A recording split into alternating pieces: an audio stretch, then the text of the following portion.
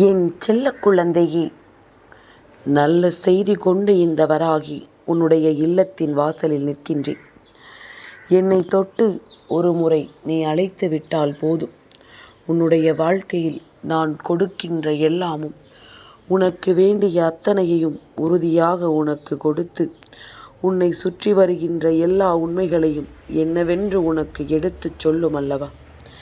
என் பிள்ளையே, தொலைத்தது எல்லாம் தொலைத்ததாகவே இருக்கட்டும்.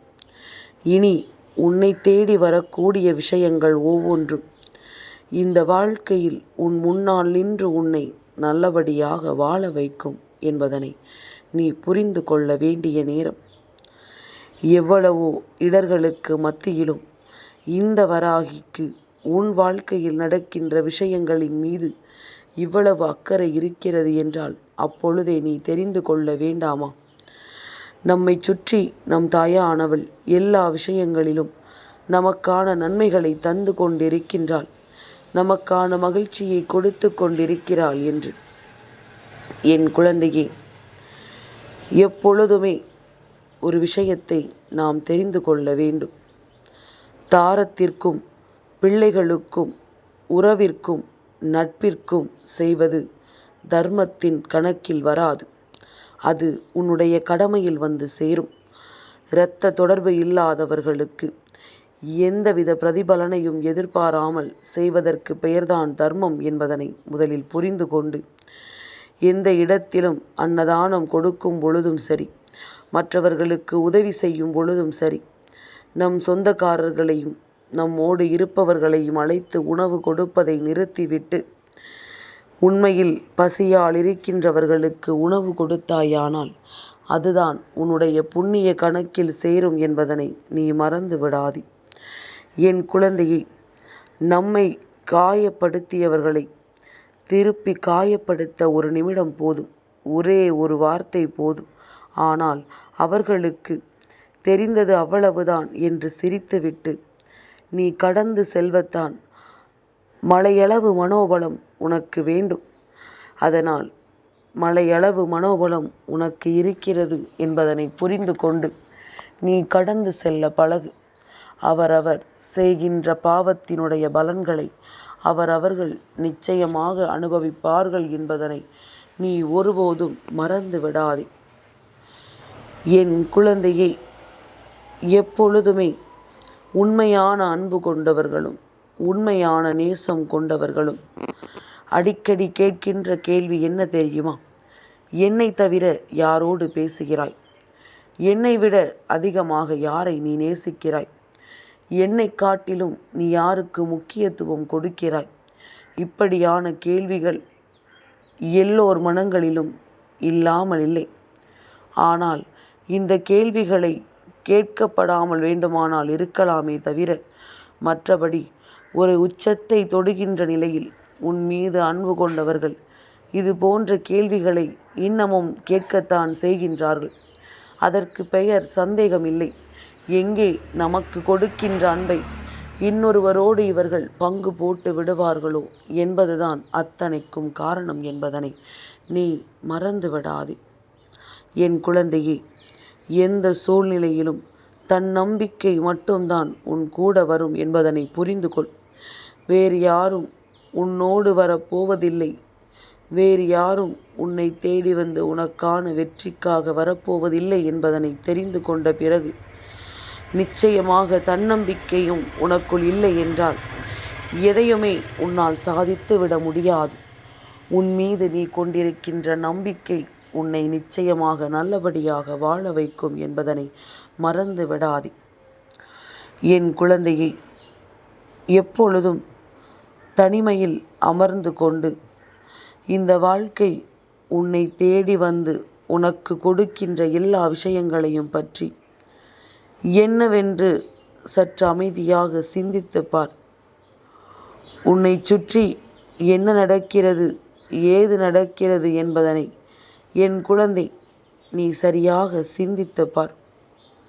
இதையெல்லாம் நீ யோசித்து பார்க்கும் பொழுது உன் மனதிற்கு ஒரு விதமான அமைதி பிறந்துவிடும்.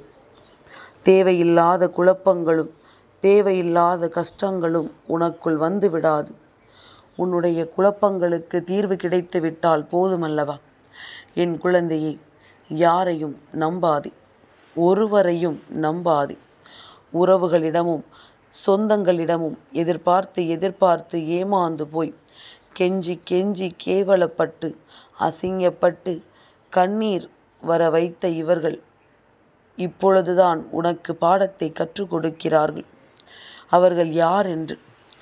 இவ்வளவு நாளாகவும் இந்த பாசம் புரியாதவர்களை இழுத்து பிடித்து இல்லாத இடத்தில் கிடைக்காத ஒன்றை தேடி தன் மானத்தை நீ இழந்திருக்கிறாய் என்பதனை மறந்து விடாதே. இனியும் இது போன்ற தவறுகளை நீ செய்து விடாதே. இனியும் இது போன்ற விஷயங்களை உன்னுடைய வாழ்க்கையில் ஒரு நாளும் நீ செய்ய துணியாதே. உன்னை சுற்றி நடப்பது என்ன, உன்னை சூழ்ந்து வந்து இந்த வாழ்க்கை உனக்கு கொடுப்பது என்னவென்பதனை முதலில் நீ புரிந்து கொண்டால் அது போதும். இனி எந்த நேரத்திலும் உனக்கு வெற்றி என்ற ஒன்றை உறுதிப்படுத்தி கொடுக்க என்னாலும் உன் அம்மா நான் வருகிறேன் என்பதனை நீ தெரிந்து கொண்டால் அது போதும். உனக்கு நடப்பது எல்லாமுமே நல்லதாகவே நடக்கும். உனக்கு நடப்பது ஒவ்வொன்றும் இனிமேல் இந்த மனிதர்களை கடந்த ஒரு வெற்றியை உனக்கு உறுதியாக கொடுக்கும். ஒவ்வொரு நாளும் ஒவ்வொரு நிமிடமும் நீ வாழ்கின்ற இந்த வாழ்க்கை தெய்வம் உனக்கு கொடுத்த வரம். கஷ்டத்தை கொடுத்த தெய்வத்திற்கு அதற்கான தீர்வையும் கொடுக்க தெரியும் என்பதனை நீ மறக்காதே. என் குழந்தையே, அப்படியானால் இன்று இந்த விடியல் பௌர்ணமியினுடைய விடியல். உன்னுடைய வாழ்க்கையில் நீ வேண்டிய பல விஷயங்களுக்கும் உனக்கு பதில் கிடைக்கக்கூடிய விடியல்.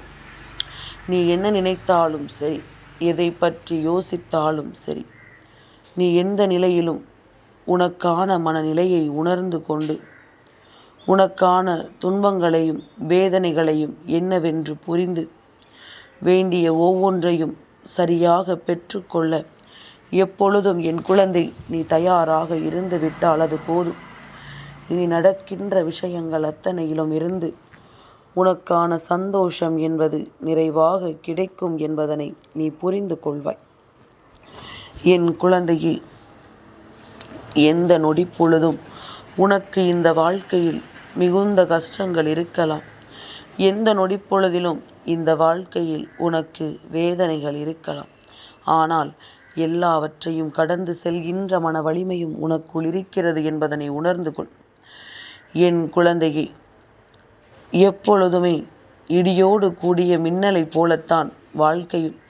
சில நேரம் திடீரென மின்னிவிட்டு எப்படி என்று நாம் அதை பார்ப்பதற்குள் அந்த சந்தோஷம் நமக்கு முடிந்து விடுகின்றது. இதுவெல்லாம் சோதனைகள் நடக்கின்ற நேரம். நீ எல்லா விஷயங்களிலும் உனக்கான கவனத்தை சரியாக செலுத்தினாயானால், நீ செய்கின்ற விஷயத்தின் மீது உன்னுடைய கவனம் இருக்குமேயானால், நிச்சயமாக உன் மனது எதிர்பார்த்ததை எல்லாவற்றையும் உன்னால் சரியாக பெற்றுக்கொள்ள முடியும் என்பதனை நீ மறந்து விடாதே. எவனொருவன் மற்றவர்களுக்கு தீங்கு செய்ய நினைக்கிறானோ அவர்களுக்கு நிச்சயமாக நல்லது நடப்பது போல் இருக்கும். ஆனால் கடைசியில் இவர்கள் செய்த தீங்கு அவர்களுக்கு பல மடங்கு திரும்ப கிடைக்கும். அதனால் யாரும் இப்படி இருக்கிறார்கள் அப்படி இருக்கிறார்கள் என்று நீ எண்ணாதே. என் குழந்தையே, அவரவர் செய்கின்ற பாவங்கள் அவர்களை விடாமல் துரத்தும். ஒரு நாள் இந்த வாழ்க்கையை வேண்டாம் என்று சொல்லி அவர்களை நிச்சயமாக ஓட வைக்கும் என்பதனை நீ மறந்து விடாதே. என் குழந்தையே, அழைப்பு வரும் வரை உழைப்பு அவசியம். கெட்ட நேரம் கொஞ்சம் அடங்கி இருந்து விட்டாயானால் எந்த நேரமாக இருந்தாலும் எந்த நொடியிலும் மாறும் என்பதனை நீ புரிந்து கொள்வாய். ஒரு நிமிடம் அத்தனையும் தவறாகவே நடக்கிறது என்றால் சற்று கிடப்பில் போட்டு அதனை யோசித்து அதன் பிறகு அதனை செய்வதுதான் உத்தமம். எடுத்தோம் கவிழ்த்தோம் என்று எதையும் அரைகுறையாக செய்துவிட்டு வருத்தப்பட்டு கொண்டிருக்க கூடாது. பேசுகின்ற வார்த்தையும் பேசுகின்ற விதமும் பேசுகின்ற தோரணையும் சரியாக இல்லை என்றால் எந்த உண்மையை சொன்னாலும் இந்த உலகம் அதனை ஏற்றுக்கொள்ளாது. நீயும் அது போலத்தான். மற்றவர்கள் உன்னிடத்தில் பேசுகின்ற வார்த்தையும் பேசுகின்ற விதமும் நிச்சயமாக வேறு விதமாக இருக்கும் பட்சத்தில் அவர்களிடத்திலிருந்து என் குழந்தை சற்று நீ விலகி இருப்பது தான் நல்லது. வேண்டும் என்றே உன்னை சோதிக்க நினைப்பார்கள். வேண்டும் என்றே உனக்கு சோதனைகளை கொடுத்து மிகுந்த கஷ்டத்திற்கு ஆளாக்க நினைப்பார்கள். என் குழந்தையே, யார் அன்பும் வேண்டாம், யார் துணையும் வேண்டாம், யாருடைய அரவணைப்பும் வேண்டாம், யாருடைய ஆறுதலும் உனக்கு வேண்டாம். அத்தனையையும் அவர்கள் உன்மேல் கொட்டி தீர்த்தாலும் ஒரு நாள் அத்தனைக்கும் அர்த்தமில்லாமல் தான் ஆக்கிவிட்டு சென்று விடுவார்கள்.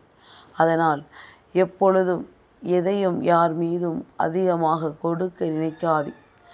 ஒருவரினுடைய பிரிவு என்பது இந்த வாழ்க்கையில் எப்பொழுதுமே நம்மால் மறக்க முடியாத ஒரு விஷயமாக இருக்கும். ஒருவரினுடைய பிரிவு நம்மால் ஏற்றுக்கொள்ள முடியாததாக இருக்கும். அதனால் எப்பொழுதுமே என் குழந்தை, பிரிவு என்பது ஏற்படுவதற்கு முன்பாகவே அவர்களின் சூழ்நிலைகளை உணர்ந்தும் அவர்களின் நிலையை கடந்தும் நீ நல்லபடியாக இருந்து விட்டால் அது போதும் என்பதனை நீ மறந்து விடாதே. என் குழந்தையே, எல்லா நேரத்திலும் நாம் நமக்காக என்னவெல்லாம் தர வேண்டும் என்று இந்த தெய்வம் நினைத்திருக்கிறது என்று தெய்வத்தின் மீது கோபம் கொள்கின்ற நேரங்களில் எல்லாம் நான் உன்னிடத்தில் சொல்லக்கூடிய விஷயங்கள் எல்லாம் ஒன்றே ஒன்றுதான். என் குழந்தையே, எப்பேற்பட்ட கஷ்டமாக இருந்தாலும் எப்பேற்பட்ட வேதனையாக இருந்தாலும் நீ எப்பொழுதும் உன் வாழ்க்கையில் உன் மனதை மட்டும் தளர விட்டு விடாதே. என் குழந்தையே, நீ நினைவில் வைத்துக்கொள், உன்னுடைய வாழ்க்கையில் உறக்கம் இரக்கம் இந்த இரண்டுமே அளவோடு தான் இருக்க வேண்டும். அளவோடு தான் ஒருவருக்கு இது இருக்க வேண்டும் என்பதனை முதலில் நீ புரிந்து கொள். நிம்மதியான உறக்கம் வேண்டும். அதற்காக விடிந்த பிறகும் கிடந்து உறங்கிக் கொண்டிருக்கக்கூடாது. இரக்கம் இல்லாமல் இருக்கக்கூடாது. அதே நேரத்தில் உண்மையான தேவைகள் உள்ளவர்களுக்குத்தான் அந்த இரக்கம் போய் சேர வேண்டும் என்று நீ முதலில் மறந்து விடாதே. என் குழந்தையே, காயங்கள் இருந்தாலும் கலங்கி விடாதே. நீ சிந்தும் கண்ணீரில் ஒருபோதும் நீ கரைந்து விடாதே. மத யானை பாதம் மிதித்தாலும் கூட சாகலாம். நீ எப்பொழுதும் மழை விழுந்து நதி போல எழுவாய். உன் வாழ்க்கையில் போனது போனது, ஆனது ஆச்சுது என்று சொல்லி காயங்கள் இருந்தாலும் கலங்கி விடாமல் முன்னேறி கொண்டே இரு. நீ சிந்தும் கண்ணீரில் நிச்சயமாக உனக்கு மிகுந்த அவநம்பிக்கை வந்துவிடும். பொதுவாக எந்த ஒரு செயலையும் செய்ய நினைக்கும் பொழுது உன்னுடைய மன உறுதியால் அதனை நீ வெற்றி பெற எண்ண வேண்டுமே தவிர ஒருபோதும் தேவையற்ற எண்ணங்களாலும் தேவையற்ற சிந்தனைகளினாலும் எதையும் தொலைத்துவிட நினைக்காதே. எந்த ஒரு விஷயத்தையும் நீ விட்டுவிட எண்ணாதே. எப்பொழுதும் இந்த வாழ்க்கை உனக்கு தரக்கூடிய இந்த உண்மைகளை நீ என்னவென்று புரிந்து கொண்டாயானால் உனக்கு நடப்பது எல்லாம் எதனால் நடக்கிறது என்பதனை உன்னால் சுலபமாக தெரிந்து கொள்ள முடியும். இங்கு நல்லவன் கெட்டவன் என்ற கணக்கெல்லாம் அன்பு பாசம் போன்ற குணத்தை வைத்து கிடையாது. தேவைப்படும் வரை நீ நல்லவன், தேவை முடிந்தால் நீ கெட்டவன். இதுதான் இந்த மனிதர்களின் குணமாக இருக்கும் பொழுது இவர்களிடத்தில் இருந்தா ஒரு விஷயத்தை எதிர்பார்த்து நீ கண்ணீர் வடிக்கிறாய். ஒருபோதும் இந்த தவறை செய்யாதே. மீண்டும் ஒருபோதும் இது போன்ற விஷயங்களை நீ செய்து விடாதே. நிச்சயமாக இன்றைய கடமைகளை தவிர்க்காமல் நாளைய பொறுப்பிலிருந்து விலகாமல் உனக்கான விஷயங்களை நீ சரியாக செய்து கொண்டிரு.